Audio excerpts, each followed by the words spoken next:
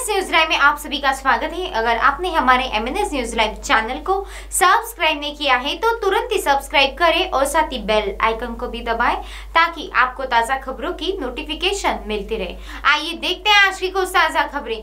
मराठा आरक्षण पर supreme court में मजबूती से रखेंगे पक्ष।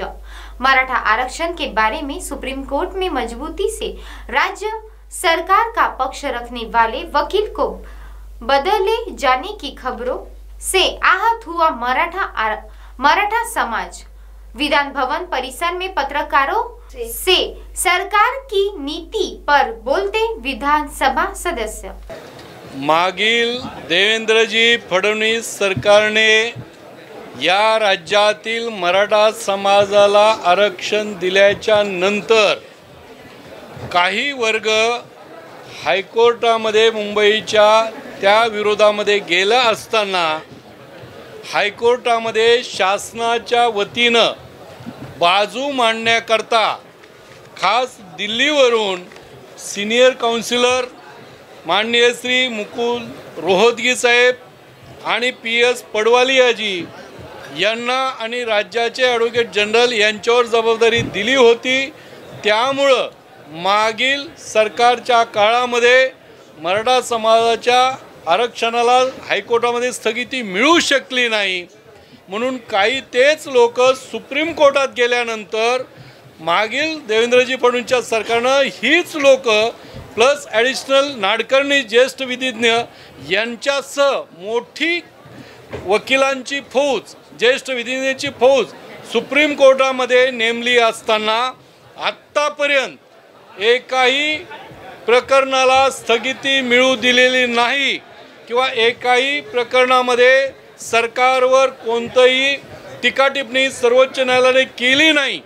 असं असताना चांगल्या पद्धतीची बाजू मांडत असताना काल जेव्हा सर्वोच्च न्यायालयामध्ये मराठा कुणबी समाजाचा विषय बोर्डावर होता तेव्हा सरकारने अचानक बदललेले दिल्लीचे वकील हे चिटणीस राहुल चिटणीस यांनी अशा ज्येष्ठ विधिज्ञांना स्पष्टपणे सांगितलं सरकारच्या वतीनं की सरकारकडे पैसा तुम्हाला देण्यासाठी नाही, तुमची फीस जास्त आहे म्हणून आम्ही देऊ शकत नाही आणि मराठा आरक्षणाचा विषय अत्यंत छोटा आहे त्यामुळे तुम्ही येण्याची गरज नाही, तुमची आवश्यकता नाही असं म्हणून या सरकारच्या वतीनं त्यांनी त्यांची दिवाळखोरी ही जाहीर केली आहे आणि अशा मोठ्या ज्येष्ठ वकिलांचा त्यांनी अपमान केलेला आहे।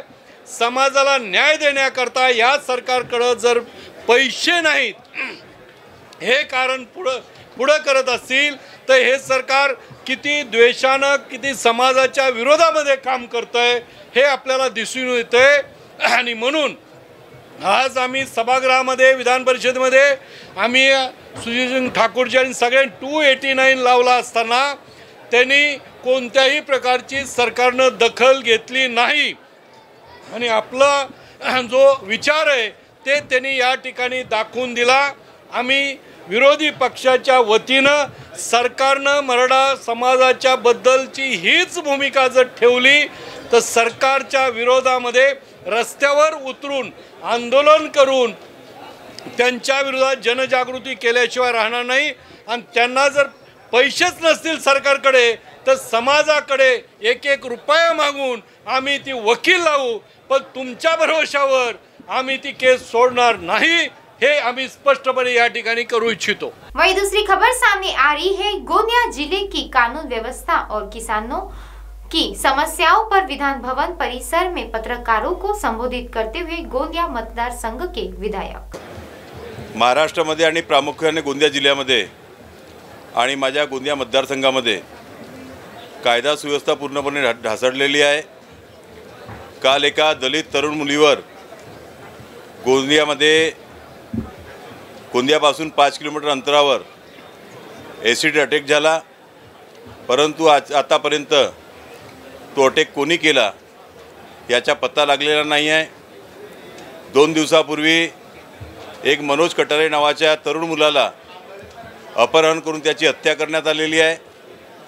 1 महिन्यापूर्वी एका अल्पवयीन मुलाला 2 अल्पवयीन मुलांनी हत्या केलेली आहे आणि ते मोठ्या प्रमाणामध्ये असे अल्पवयीन मुलं ड्रग्सचा वापर करत आहेत, सेवन करत आहेत आणि अशाप्रमाणे मोठ्या प्रमाणामध्ये रेती माफियांचा सुद्धा हैदोस, भूमाफियाचा हैदोस, लोकांच्या जमिनी हिसकावणे. रेती माफियांनी 8 दिवस 10 दिवसापूर्वी एका लोकप्रतिनिधीवर हल्ला केला आणि अशा प्रकारे पूर्णपणे आमच्या येथील जी कायदा सुव्यवस्था आहे पूर्णपणे ढासळलेली आहे. हा मुद्दा मी आज विधानसभेमध्ये माहिती ऑफ इन्फॉर्मेशनच्या माध्यमातून उपस्थित केलेला आहे आणि शासनाकडून आम्हाला अपेक्षा आहे की या बाबतीमध्ये शासनाने निवेदन केलं पाहिजे. आणि सर्वात मोठी जी आज आपल्या महाराष्ट्रामध्ये अवकाळी पावसामुळे मोठ्या प्रमाणात शेतकऱ्यांचे नुकसान झालेलं आहे आणि गोंदिया जिल्ह्यामध्ये 2 लाख हेक्टर जमीन ही शेतकरी राबतो, परंतु फार अत्यल्प फक्त 10,000 हेक्टर एवढा कमी नुकसान त्यामध्ये दाखवण्यात आलेलं आहे आणि यामुळे मोठ्या प्रमाणामध्ये शेतकऱ्यांमध्ये असंतोष आहे. आणि आम्ही शासनाला मागणी करणार आहोत की सरसकट सर्व शेतकऱ्यांना यामध्ये मदत मिळाली पाहिजे. आणि जी गोंदियामध्ये कायदा सुव्यवस्थेचा प्रश्न निर्माण झालेला आहे, मोठ्या प्रमाणामध्ये चोरी, हत्या, ॲसिड अटॅक यासारखे जे प्रमाण मोठ्या प्रमाणात वाढलेले आहेत, यामध्ये सुद्धा निश्चित रूपानं शासनाने कारवाई केली पाहिजे.